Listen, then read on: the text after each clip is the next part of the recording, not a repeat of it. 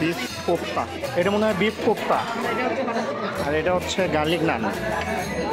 আমার এটা হচ্ছে বাটার চিকেন, এটা হচ্ছে বাটার নান। দেখো, টেস্ট করে দেখো কীরকম।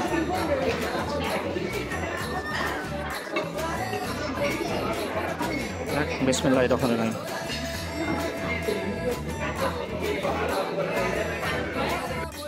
এইটা বাটার নান।